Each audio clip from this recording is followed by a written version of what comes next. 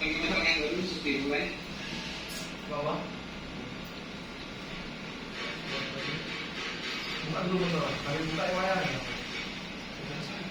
Langsung aja ya. Ya. Izin Bapak-Bapak sekalian, kami buka dengan yel-yel. Semangat pagi. Luar biasa. Lama Patria bisa. Perkenalkan, saya Ari Halim Muhafi, Aldo Pak Fernando. Yudi, saya Rizky Ramadhani, Rodi Buran Saputra, Lauren Agusman. Siapa kita? The Power of Ten. Siapa kita? Inovasi. Adakah inovasi di dadamu? Ada. Apa itu? Ikuti langkahnya, nikmati prosesnya. LPKB, kreatif inovatif jalan.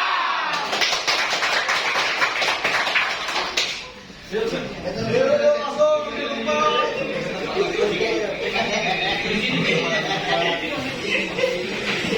Izin Bapak saya langsung ya.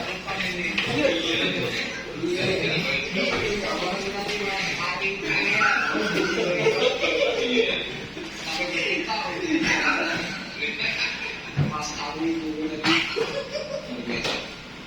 Oke, mungkin bisa dilanjut untuk pemaparan materinya.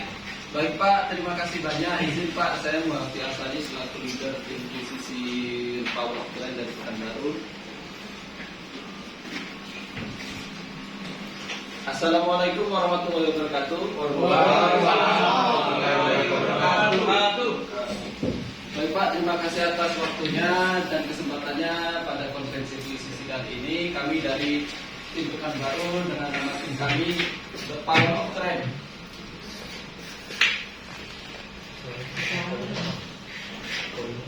Baik Pak, di sini kami akan membawakan materi QCC kami dengan tema Increase Productivity Pak, dengan judul Reduce Cost Spare Part Power Module D85 ESS S2 Series yang dari rata-rata 355 juta menjadi 277 juta Pak.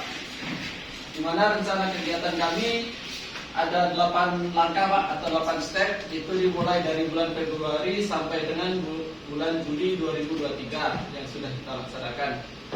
Berikut merupakan struktur organisasi dari tim kami di Pekanbaru. Kita langsung ke langkah pertama Pak, yaitu menentukan permasalahan dan analisa situasi. Pertama, identifikasi masalah. Di sini kami memaparkan data berikut income statement year to date pada tahun 2022 di production LPKB itu mengalami minus sebesar 291 juta, yaitu periode Juni sampai dengan Desember 2022. Untuk MPS akurasi kita, di mana plan kita itu targetnya 104 komponen dan actualnya tercapai di 84 komponen. Secara persentase itu tercapai 81%.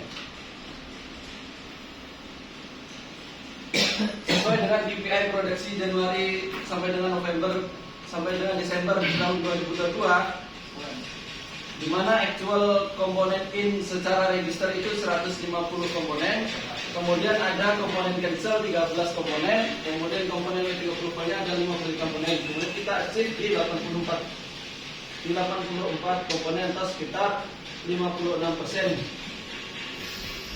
Berikut merupakan breakdown dari beberapa komponen yang menjadi kendala di tahun 2022, yaitu 53 komponen waiting approval dan 13 komponen cancel approval. Berikut kami breakdown datanya Pak. Dari beberapa data yang kami tampilkan ini Pak, kami memaparkan persentase tertinggi, yaitu dari 16 unit itu satu unit yang mewakili persentase tertinggi, yaitu D85 ESS, di mana ada 17 komponen waiting approval dan 4 cancel overhaul. Kemudian kami breakdown lagi dari unit D85 itu komponennya apa saja, diantaranya ada engine, final drive RH dan pedal drive LH. Kemudian ada power module D85 ESS, di mana dari 4 komponen tersebut power module lah yang mewakili persentase tertinggi dari tidak tercapainya KPI tahun 2022. Berikut datanya kami berikan, Pak. Isu atas dominasi komponen material approval di atas disebabkan karena mahalnya spare part genuine sehingga customer meminta negosiasi, Pak, atas komponen overall tersebut. Permintaan negosiasi berupa reduce cost spare part dengan harga lebih kompetitif. Berikut kami tampilkan email permintaan reduce cost dari customer dan hasil meeting joint working plan area Sumatera tahun 2022. Atas risalah permasalahan di atas, Pak, dari cabang kami akhirnya mengeluarkan Astra Management System. Ada dua aspek ya, Pak. Yang pertama, maintain total production achievement minimal 95% from production planning by December 2023. Kemudian operating income mother plant and sub plant 4 miliar by Desember 2023. Itu selaras dengan permasalahan yang sudah kita cadangkan tadi ya, Pak. Kemudian untuk risalah aktivitasnya, untuk bisnis case-nya proyek ini harus dilakukan, Pak, karena Pormodul itu merupakan salah satu penyumbang produksi RPKB dan cost per part yang terhitung masih tinggi akan menjadi kendala antara kelancaran transaksi overhaul sehingga customer mencari alternatif lain dan RPKB bukan satu-satunya perusahaan di area Sumatera yang bisa melakukan overhaul Pormodul sendiri. Kemudian untuk problem statement-nya perlu dilakukan improvement ini mengenai tingginya cost per part overhaul, Pak, yang dimana customer meminta negosiasi sekitar 10-15% untuk part SPU Pormodul di 85-2 series. Project scope-nya sudah berjalan 5 menit ya? baik, Pak. Project di sini fokus kami adalah membuat new standar part overhaul Pormodul series.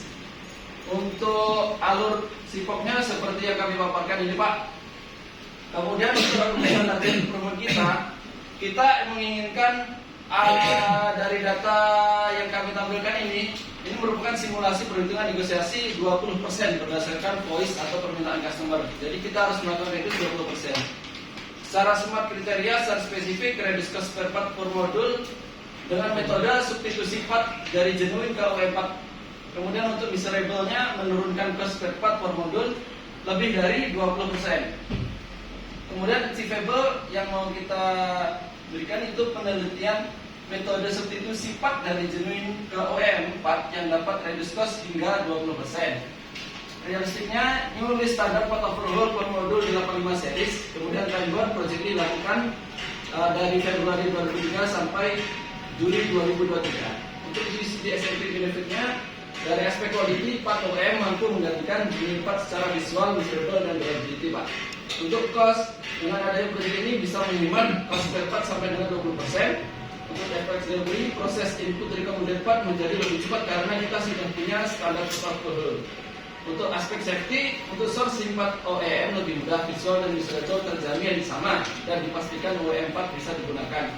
Untuk aspek moral, mengembalikan kepercayaan customer untuk kembali kita. Untuk productivity, dengan kembalinya kepercayaan customer diharapkan meningkatkan produktivitas Pormodul di 85 series. Untuk environment-nya tidak menimbulkan limbah seperti Logi 3. Berikut merupakan risalah aktivitas yang akan disampaikan teman saya Ari Andrian. Baik, terima kasih Mas Muafi. Mohon izin untuk selanjutnya akan saya lanjuti ya untuk pembahasan kita.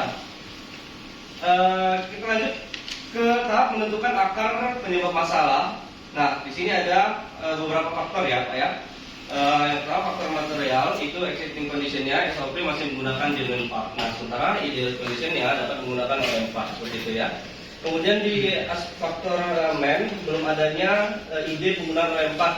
Nah, kemudian kita ideal condition-nya adalah OEM part mampu menggantikan part genuine. Kemudian di faktor metode genuine part ya, kita samain pakai genuine part. Terus idealnya itu bisa mensubstitusi dengan OEM part. Kemudian di faktor mesin, aktual recommended part race. Nah, itu ideal condition-nya kita akan jadikan standar pas overhaul seperti itu.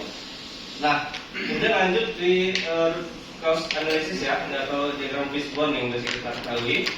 Nah, itu ada tingginya komponen waiting approval dan cancel overhaul pada tahun 2022 seperti itu. Nah, kemudian dari beberapa faktor itu kita runut lagi dari material itu memasukkan part genuine yang mahal. Kemudian metode belum adanya part substitusi seperti itu ya. Kemudian demand, belum adanya experience penggunaan OEM part seperti itu. Kemudian di mesin belum ada standar part overhaul untuk modul seperti ini ya. Kemudian kita lanjutkan untuk kualifikasi bakar penyebab masalah. Dari dua faktor, main material, mesin dan metode, kita akan root cause-nya salah satu yaitu demi salah satunya belum adanya ide penggunaan OEM part dan itu yang adjustment-nya itu improvement. Kemudian juga salah satu demand belum ada experience penggunaan OEM part ya.